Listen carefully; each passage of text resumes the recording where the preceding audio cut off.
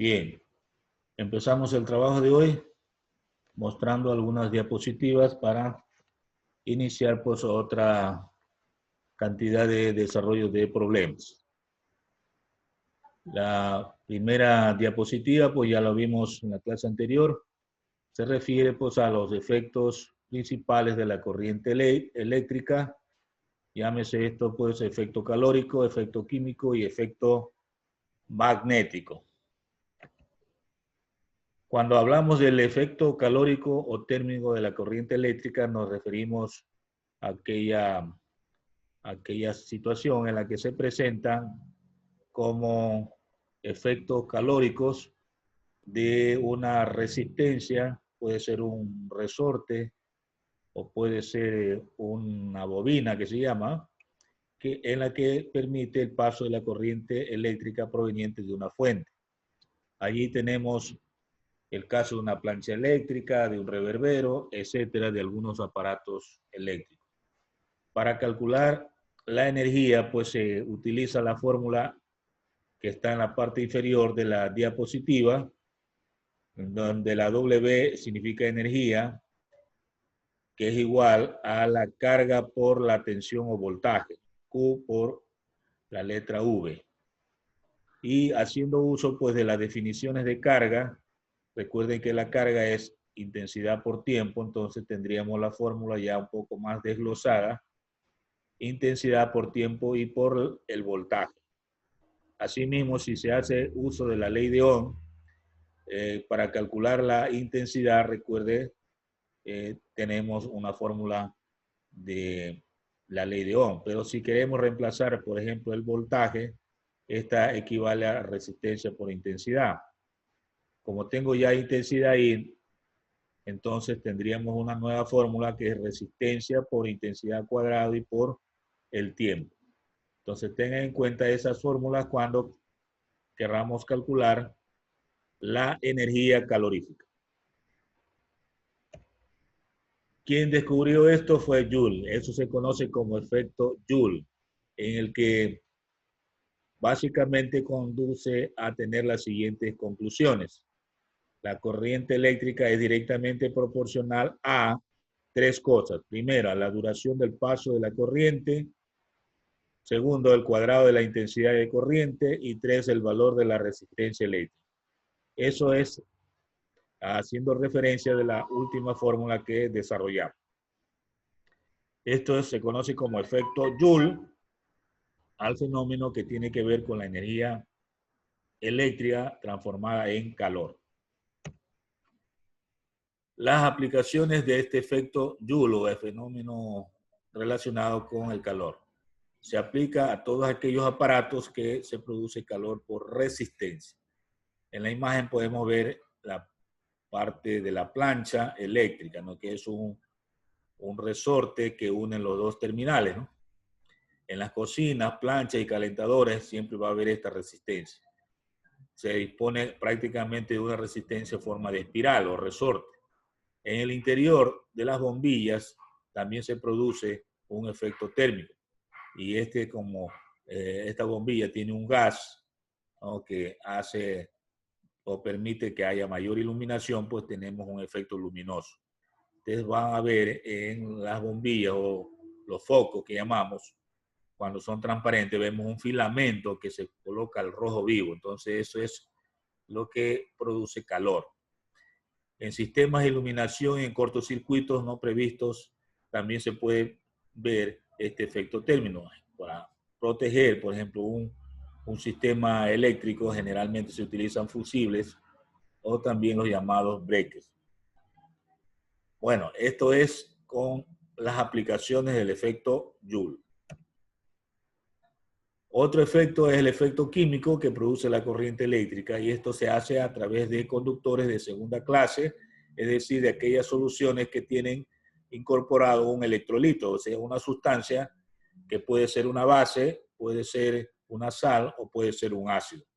En química, por ejemplo, tenemos muchos ácidos, ácido sulfúrico, ácido nítrico, bueno, y otros ácidos. También se puede incorporar al agua, por ejemplo, el ácido cítrico proveniente de frutas como por el limón o naranja o maracuyá. Todo esto, si se disuelve en agua, se produce una solución electrolítica, es decir, aquella que permite el paso de la corriente eléctrica. En la imagen de la diapositiva se ve, por ejemplo, el sistema.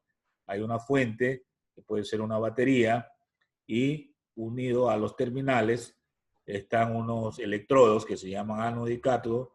Eso hace que se introduzca en un recipiente que contenga la solución, y al circular la corriente, pues también lo hace por la solución. Entonces, esta solución se llama solución electrolítica. También, basado en este principio electrolítico, se produce en la industria las llamadas pilas o baterías, el dorado, el cromado y el bañado de piezas o anillos, por ejemplo, en oro, ¿no? Entonces, todo eso está basado en el efecto químico de la corriente eléctrica. Las leyes que tienen que ver con estos fenómenos químicos fueron descubiertas por Faraday, y ahí tenemos dos leyes. La primera, que tiene que ver con la cantidad de, en este caso, de material que se deposita en el cátodo en el momento en que pasa la corriente, y está relacionado también con la cantidad de electricidad o carga eléctrica. A la relación entre la cantidad de sustancia que se deposita en un electrodo y la carga eléctrica, Faraday la determinó como una constante física que se llama el equivalente electroquímico, ¿no? H es el símbolo que utiliza para el equivalente electroquímico. Entonces, H es igual a M sobre Q. Significa equivalente electroquímico igual a la masa depositada en el electrodo dividido para la carga eléctrica. Bien, en la imagen usted puede ver a dónde está el ánodo y dónde está el cátodo. El ánodo es el electrodo positivo y el cátodo es el electrodo negativo. El momento que pasa la corriente, entonces hay una disociación del electrolito. En este caso, pues, es una sal, yoduro de zinc. Está llegando Mariusi Ruiz, pero ella ya está. Parece que tiene problemas de conexión. Bueno, le admití nuevamente. Yoduro de zinc es la sustancia que se disuelve en agua y entonces se produce una solución electrolítica en donde el zinc va para el cátodo y el yodo va para el ánodo. En todo caso, se va a recubrir de zinc el cátodo, o sea, hay un bañado de ese electrodo de zinc.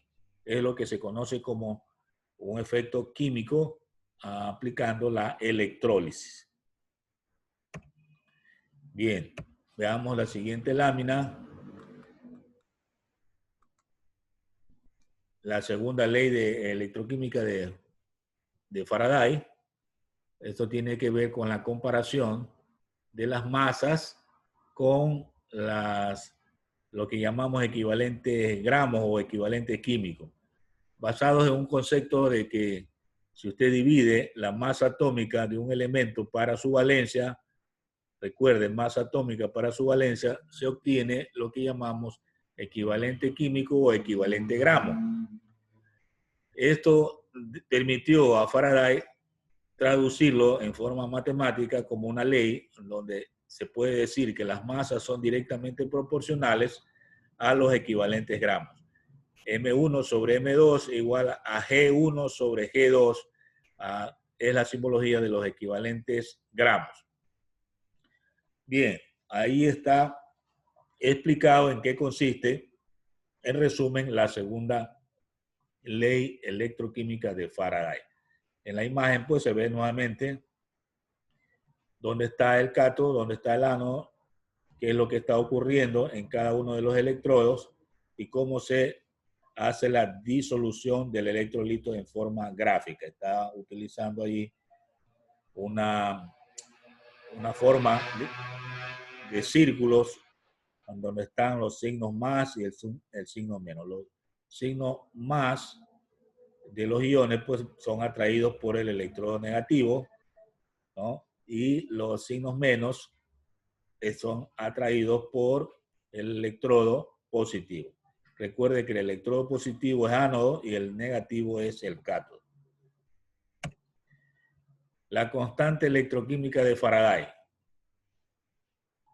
Esteban Sosa está llegando. Atrasadito. Bueno. Aquí llamamos constante electroquímica de Faraday a un valor constante de 96.500 Coulomb, que se obtiene de dividir el equivalente gramo para el equivalente electroquímico. Siempre va a ocurrir eso.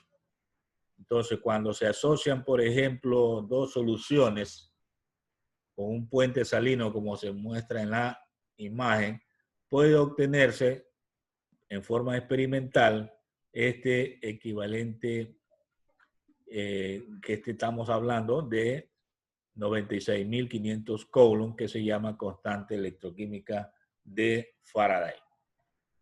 Allí tenemos en el puente salino, se reemplaza al movimiento de los electrones de un recipiente a otro, donde están distintas sales. En el uno está el sulfato de cobre y en el otro está el sulfato de zinc, ¿no?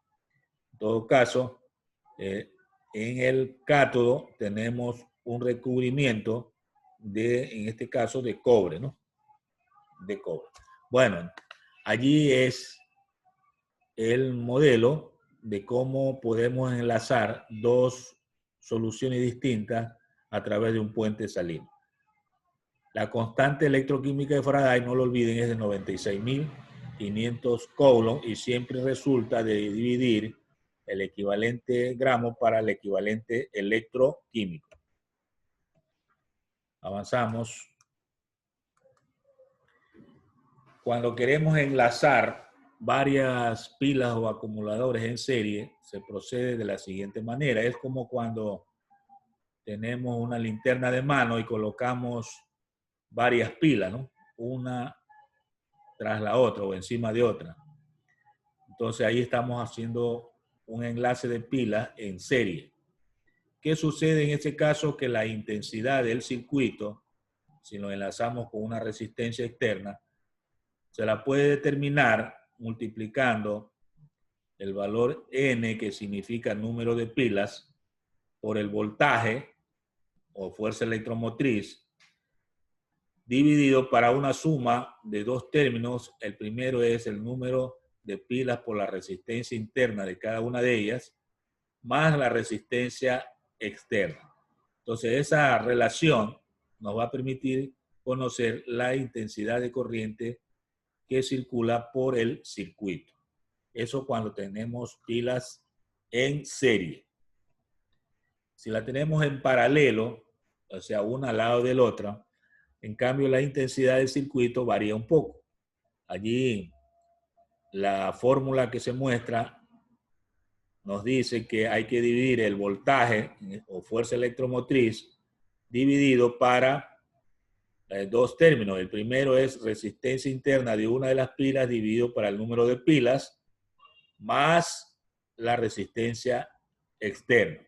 Allí tenemos también una forma de calcular la intensidad del circuito cuando tenemos varias fuentes o pilas colocadas en paralelo. Ahora, si usted compara lo que está en serie con lo que está en paralelo, ¿en qué se diferencia? Se diferencia primero en la conexión y segundo, pues, si se trata de una linterna de mano y la coloca en serie, tenemos una muy buena iluminación. Pero si las coloca en paralelo, la iluminación es baja, ¿no? Entonces, va a depender mucho de cuál es el objetivo que usted quiere obtener asociando de distintas maneras las pilas o acumuladores. El otro efecto es el efecto magnético. Recuerde que vimos tres efectos: calórico, efecto químico y efecto magnético. Este tiene que ver con el magnetismo, el último, ¿no? Es un tipo de energía natural que existe en ciertos materiales metálicos que conforman cuerpos llamados imanes. También en la naturaleza hay una roca que se llama magnetita. Esa está justamente comportándose también como un imán. Esta energía pues se manifiesta en forma de campos magnéticos capaces de generar fuerzas de atracción o repulsión. Esto hemos visto el comportamiento de un imán. Atrae alfileres, clavitos, monedas. Bueno, eso es un imán en forma natural o a veces construido por el hombre, y ahí hablamos de magnetismo artificial, ¿no? Entonces, en todo caso, pues en un imán hay dos polos, un polo norte y un polo sur, como el de la Tierra, ¿verdad? El polo norte y el polo sur de la Tierra son polos magnéticos, porque la gran masa de la Tierra se comporta como un gigantesco imán. Entonces, los polos opuestos, el norte y el sur, siempre van a atraerse, mientras que polos iguales siempre van a repelerse o a rechazarse. Eso se va a poder ver en forma práctica cuando usted coge dos imanes, ¿no? En una polaridad tenemos norte y en el otro sur. Y si lo colocamos cerca a otro imán, norte con norte se van a rechazar y sur con sur también se rechazan. Pero si colocan norte con sur, ahí se van a atraer. Es una regla muy práctica parecida a la que vimos en electrostática, que mencionamos que cargas eléctricas del mismo nombre se repelen y de nombre contrario se atraen. Eso cuando hablamos de cargas eléctricas, pero acá estamos hablando de polos magnéticos. Polos opuestos se atraen y polos que tienen el nombre igual, ¿no? O sea, son iguales, se repelen o se rechazan. Hoy en día ya no se habla solo de magnetismo, se habla también de electromagnetismo, es decir, aquella propiedad de los cuerpos que enlaza las dos situaciones, la electricidad y el magnetismo. Es la rama de la física pues que enlaza estas dos propiedades de la materia o de los cuerpos.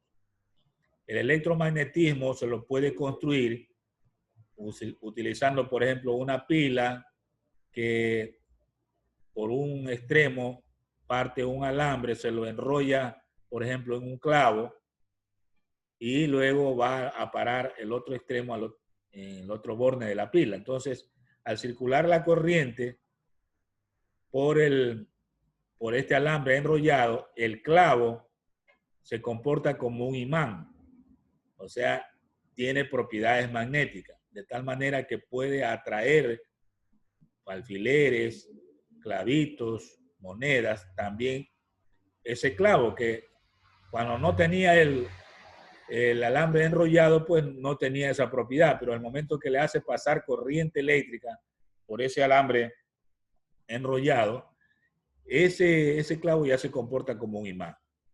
Ahí hablamos entonces de un electromagnetismo y el clavo es un electroimán.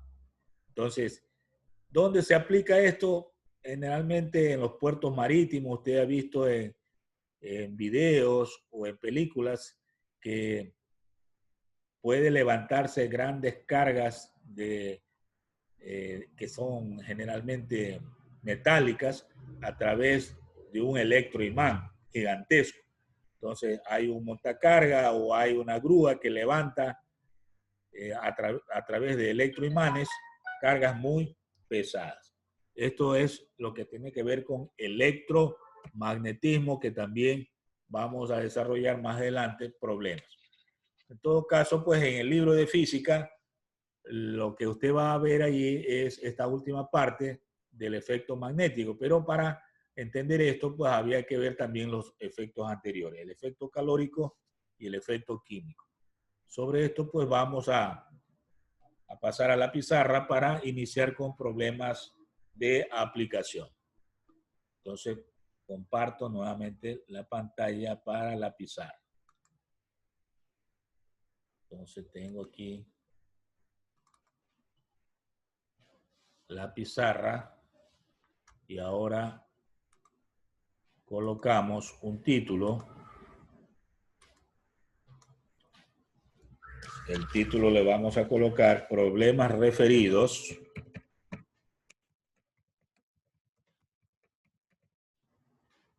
a efecto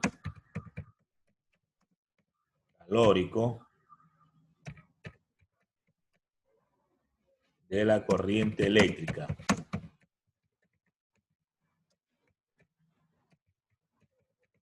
Bien, vamos a desarrollar primero eso. Después vamos a ver con los otros efectos.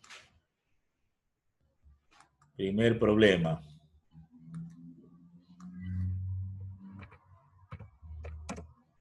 Este tiene el texto siguiente. Dice, calcular la cantidad de calor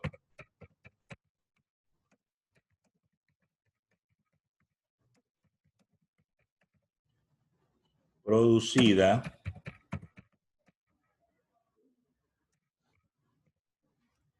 durante 2 minutos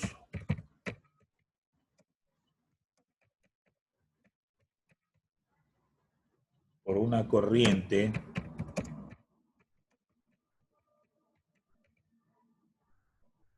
cuya intensidad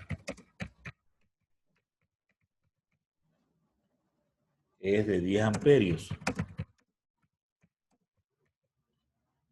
Al circular por una resistencia de 10 ohmios.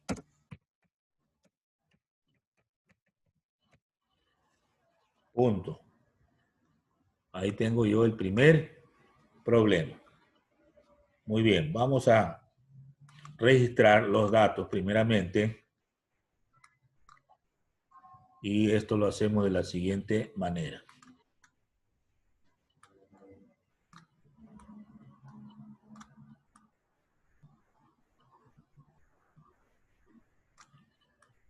Escribimos datos, nos pide calcular la cantidad de calor. Eso lo vamos a simbolizar con la letra Q. En este caso no significa carga, sino cantidad de calor. Y tengo un tiempo de 2 minutos.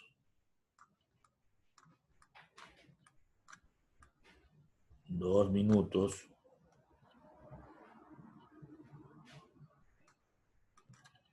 En segundos, ¿cuántos segundos serían? 120 segundos.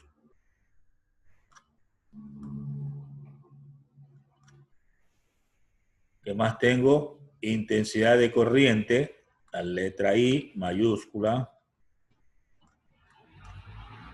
Esto es 10 amperios.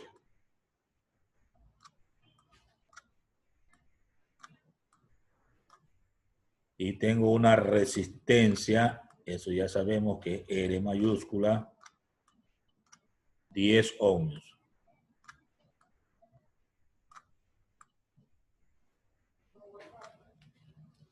Bien, vamos a los cálculos. Escribimos cálculos.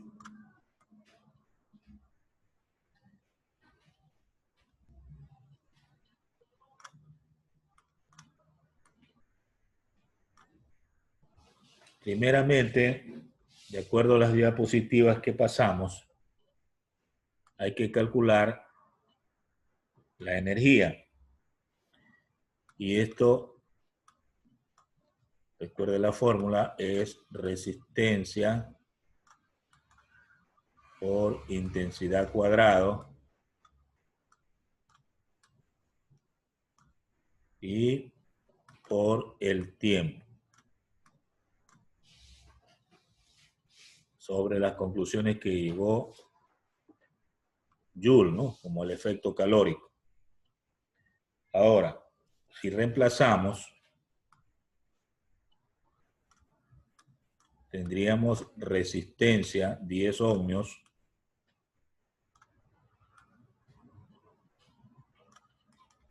por la intensidad 10 amperios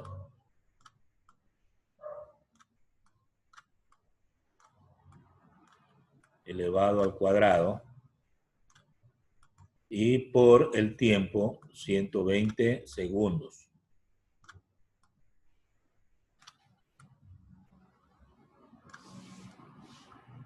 Si hacemos la operación, 10 por 100.000 y 1000 por 120 se hace 120.000. 120.000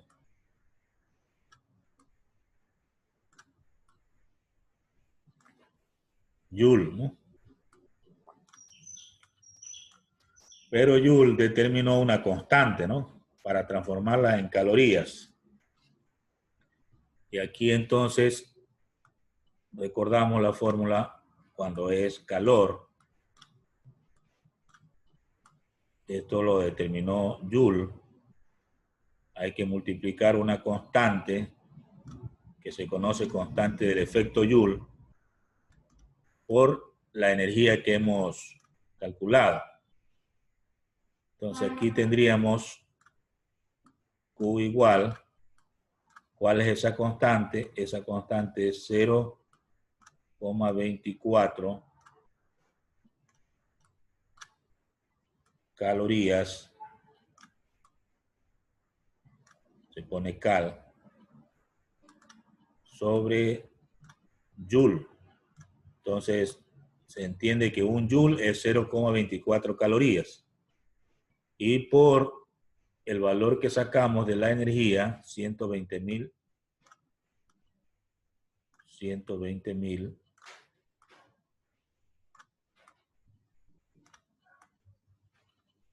Joule. Entonces, allí ya se elimina el Joule por simplificación.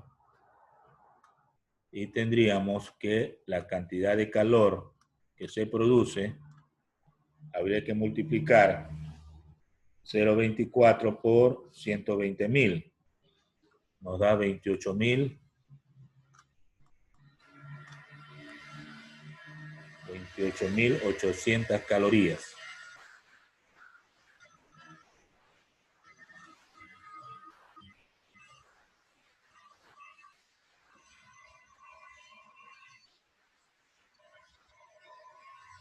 Ay, ay, ay. Alguien llega atrasado. Castro Barbie.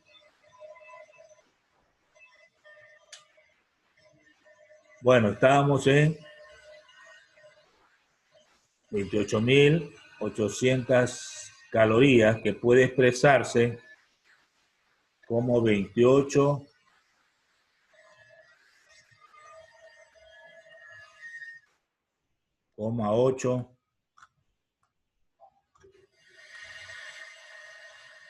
kilocalorías, ¿no? Kilocalorías. Se escribe kilocalorías. Y esta sería la respuesta al problema. Muy fácil, ¿no? Transformar la energía en calor. La energía en Joule, en calor, hay que multiplicarla por 0,24 y ya está la respuesta. Recuerde esa constante a la que llegó Joule cuando analizó el efecto calórico. Eso es con la corriente eléctrica. Muy bien, pasamos al problema 2.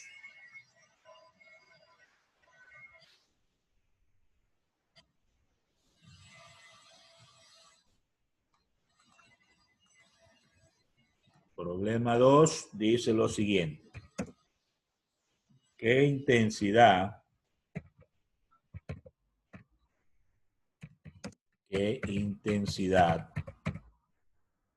debe tener una corriente para que al circular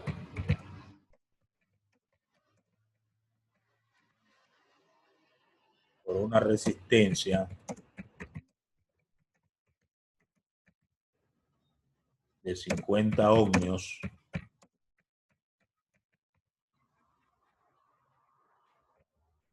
produzca el calor necesario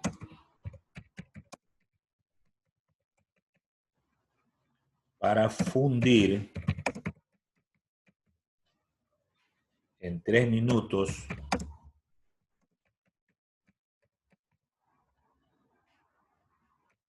40 gramos de hielo que se encuentran a 0 grados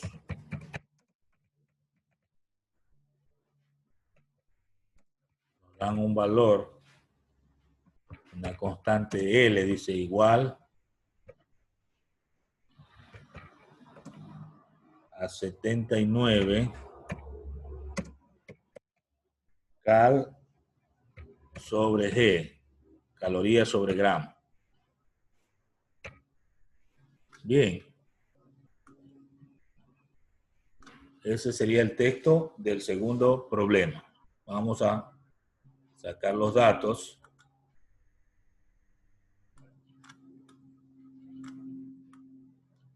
Entonces tendríamos lo siguiente. Escribimos datos. La intensidad de la pregunta es lo que vamos a buscar. Hay una resistencia R de 50 ohmios.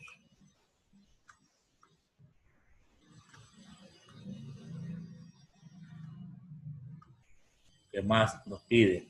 A ver, nos dan, digamos, tiempo.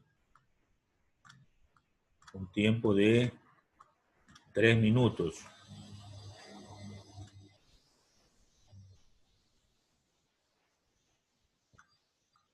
En segundo esto sería 180 segundos.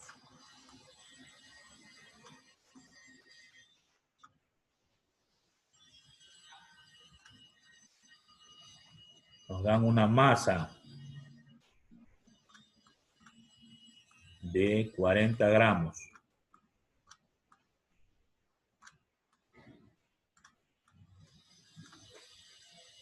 Y nos dan un valor L, que es una constante. Esto se llama calor latente para el hielo. Toda sustancia tiene un calor latente. Ya les explico a qué se refiere esto.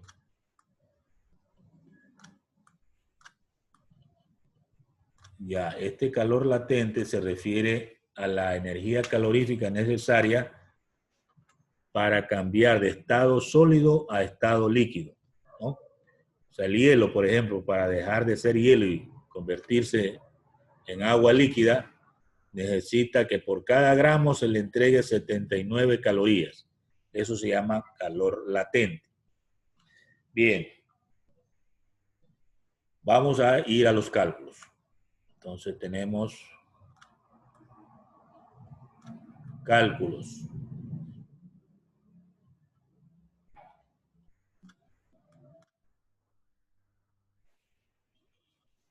Empezamos con lo que llamamos calor latente, que es el calor necesario para cambiar de estado de sólido a líquido. Se lo determina dividiendo la cantidad de calor para la masa. De aquí me interesa es la cantidad de calor. Entonces la cantidad de calor al despejar quedaría M, que es la masa, por el calor latente. Si reemplazamos, la masa es de 40 gramos.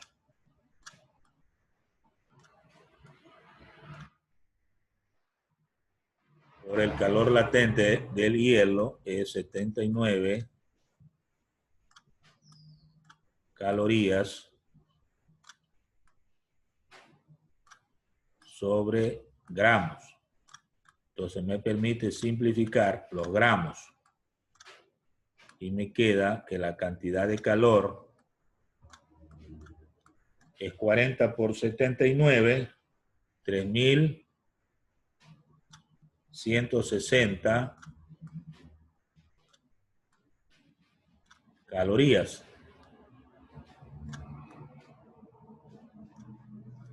Bien, pero hay que transformarlo en energía en Joule. Entonces recuerden que en el ejercicio anterior, la cantidad de calor era igual a la constante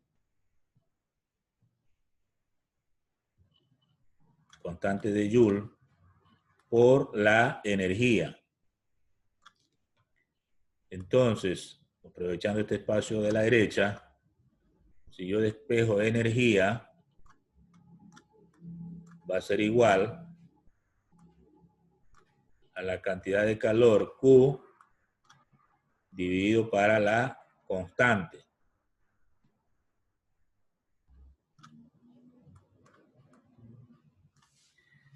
Si reemplazamos, sería energía igual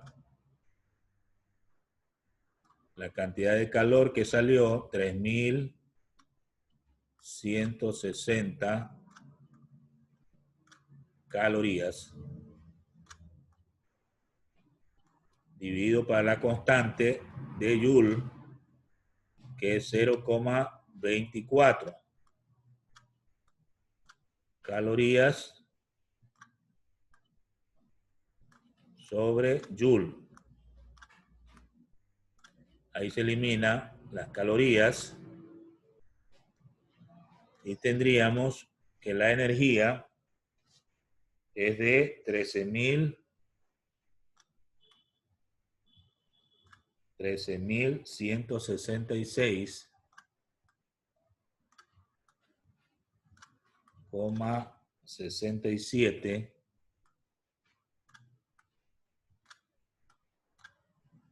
Joule, ¿no? Bien, este es el valor que yo necesito para utilizar la fórmula donde interviene la intensidad, que es la pregunta del problema. Recuerde la fórmula de energía igual a resistencia por intensidad cuadrado y por el tiempo, que es la que vamos a utilizar, pero despejando I, que es la pregunta. Entonces, para poder llegar a esta fórmula, yo necesitaba saber cuánto era la energía. Y la energía, pues ya la tengo. Muy bien. Pasamos a otra pizarra para despejar I. Al despejar I, tendríamos raíz cuadrada de la energía dividido para la resistencia por el tiempo. Entonces, si reemplazamos, tendríamos 13.166,67 Joule sobre la resistencia 50 ohmios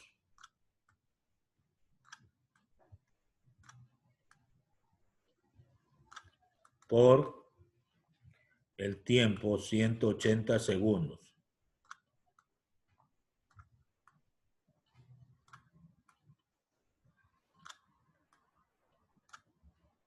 180 segundos. Este segundo no me salió bien. Bien. Entonces, tendríamos que intensidad es igual a hacer las operaciones. Va a salir la raíz cuadrada de 1,46 296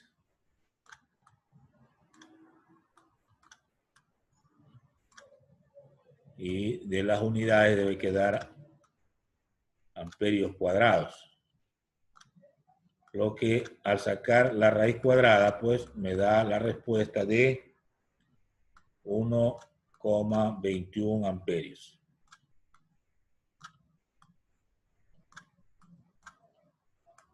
Bien. esta sería la respuesta al problema.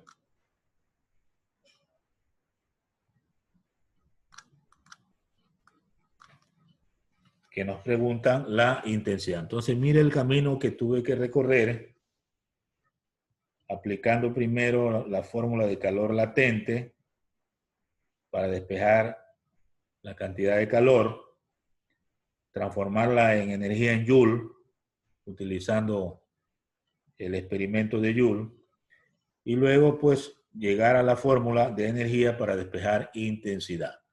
Es el camino que hay que recorrer. Bien, vamos al problema 3.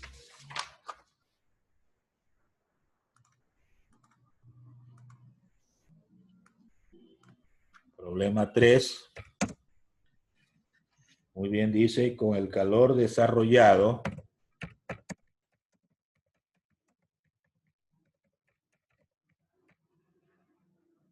durante 1 minuto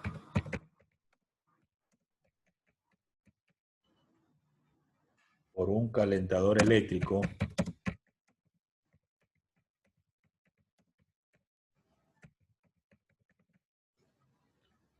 que consume 5 amperios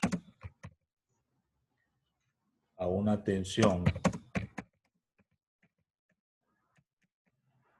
de 110 voltios,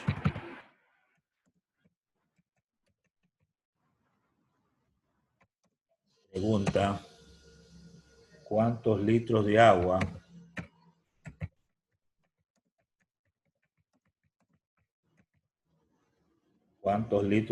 se pueden calentar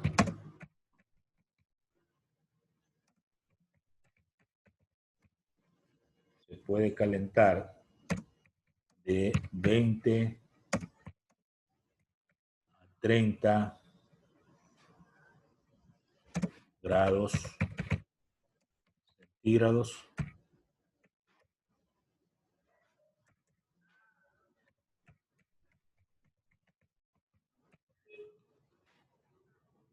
Bueno, ahí está el problema 3. Veamos cuáles serían los datos. Tendríamos datos.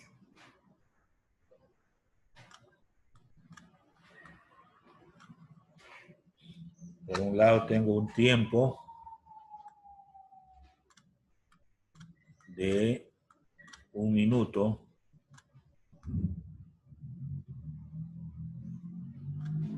Esto significa 60 segundos. Tengo una intensidad de 5 amperios.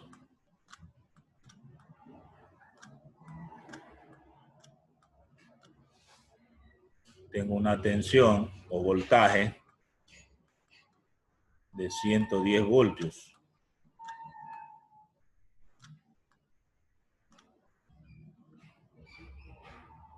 ¿Qué más? Me están preguntando cuántos litros de agua. Entonces aquí es un volumen.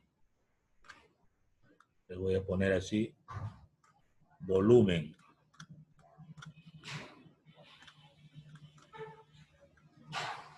Me da temperaturas. Temperatura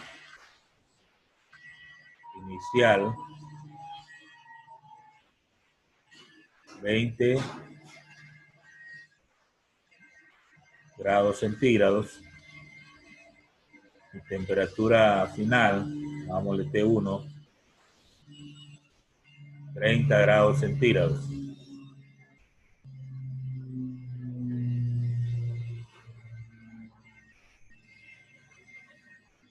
Es los datos que vienen en el problema. Veamos los cálculos.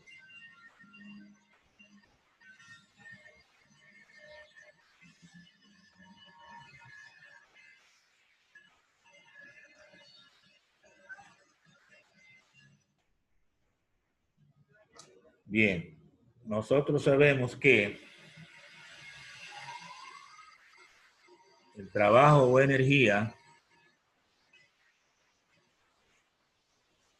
es igual a la potencia por el tiempo. Esta es definición general, ¿no? Cuando interviene la potencia. Pero asimismo, el trabajo o energía, si recordamos lo que es potencia con electricidad, potencia eléctrica es voltaje por intensidad. Esto es lo que llamamos potencia. Y luego esto, pues, de acuerdo a la fórmula de arriba, hay que multiplicar por tiempo. Entonces, de aquí ya puedo sacar la energía, reemplazar. Tendríamos el voltaje 110 voltios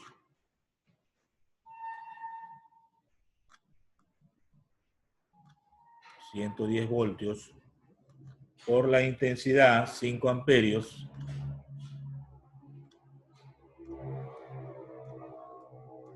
y por el tiempo 60 segundos.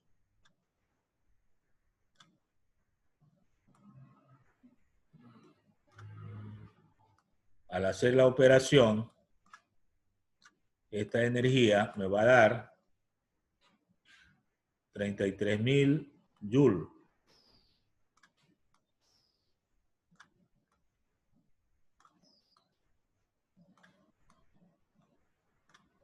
Aquí va a salir joule. Bien, pero como estamos refiriéndonos al calor, debo recurrir a la fórmula que transforma los joules en calorías.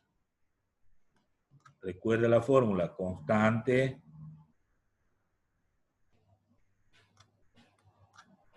por la energía. Entonces reemplazamos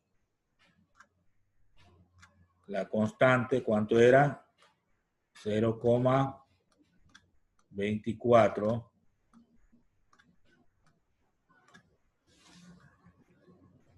calorías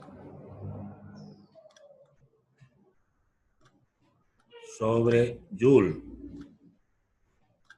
multiplicado por la energía de 33.000 joules.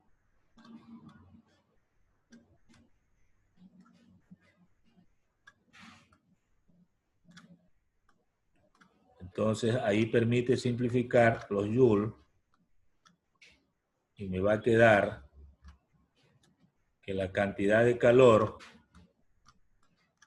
es igual a 0,24 por 33.000, debe quedar 7.920 calorías.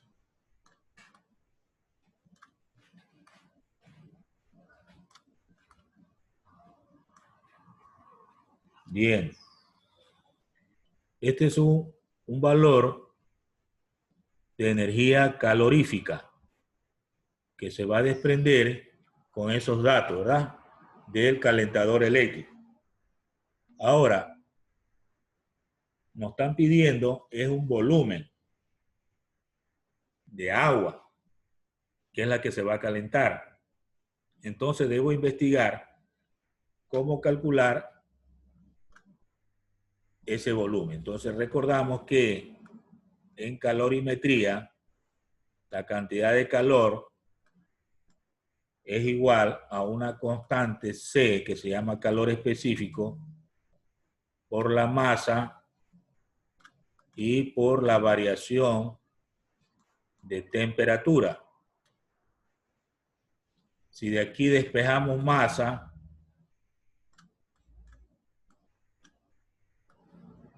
va a quedar cantidad de calor dividido para la constante que se llama calor específico por variación de temperatura. Si se reemplaza, tendríamos masa igual al calor, la cantidad de calor que ya fue determinada, 7.920 920 calorías. Ya, y la constante en el caso del agua es un valor conocido de 1 caloría sobre grado centígrado. Así se expresa la unidad de esa constante. Por la variación de temperatura. La variación de temperatura viene a ser la diferencia de 30, que es la temperatura final, menos 20, que es la inicial.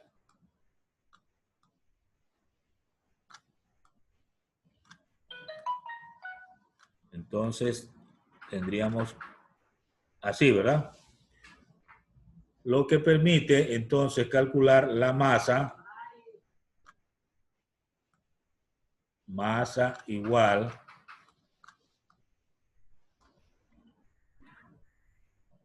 a 7.920 calorías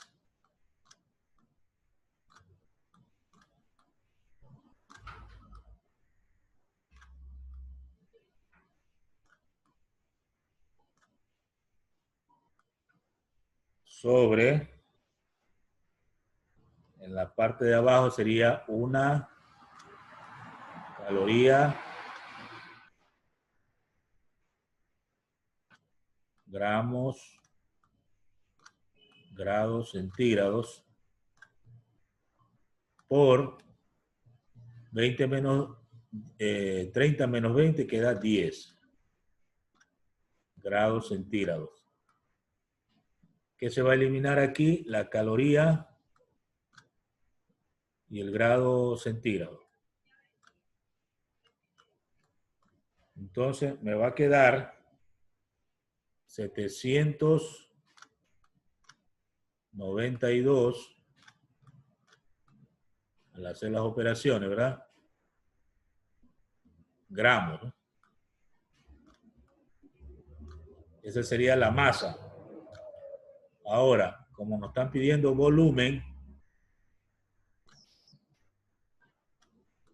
el volumen siempre sale dividir la masa para la densidad. La densidad se simboliza con una letra ρ, ¿no? Todas estas cosas son adicionales, pero son de conocimiento general, cultura general, ¿no? Volumen es igual a masa sobre densidad. La masa es 792 gramos y la densidad del agua es 1 gramo. Esto también se lo ve en química, ¿verdad? 1 gramo sobre centímetro cúbico. Es la densidad del agua, no lo olviden. Entonces se elimina el gramo y me queda que el volumen es igual a 792 centímetros cúbicos.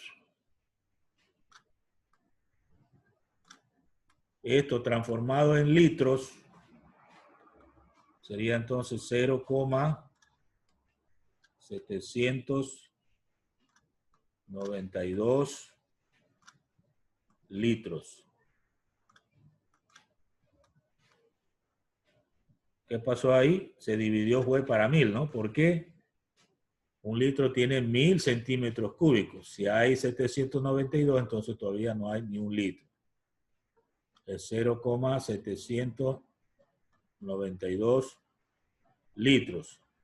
Y esta sería la respuesta. Usted observa que 792 gramos equivale a 792 centímetros cúbicos. Eso cuando se trata de agua destilada, ¿no? Agua pura.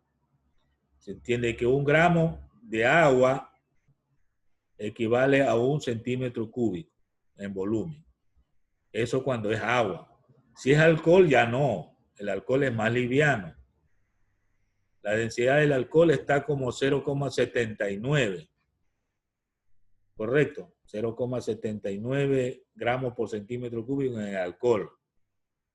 La gasolina, por ejemplo, tiene una densidad menor que la del alcohol, cuando es una gasolina extra, ¿no? Depende de qué tipo de gasolina es, ¿no? El caso de un líquido como el mercurio, es un líquido pesado, muy pesado. El mercurio tiene una densidad de 13,6 gramos por centímetro cúbico. Entonces, cada líquido tiene una densidad. En el caso del agua, recuerde la densidad del agua, 1 gramo por centímetro cúbico. O sea, si tiene 1 gramo, el volumen es 1 centímetro cúbico. Si tiene 20 gramos, el volumen es 20 centímetros cúbicos, porque la densidad es 1. Bueno, quedamos por ahí. Interesante porque nos hace revisar conceptos adicionales. Hasta ahí la clase de hoy. Vamos a detener para continuar después en la próxima.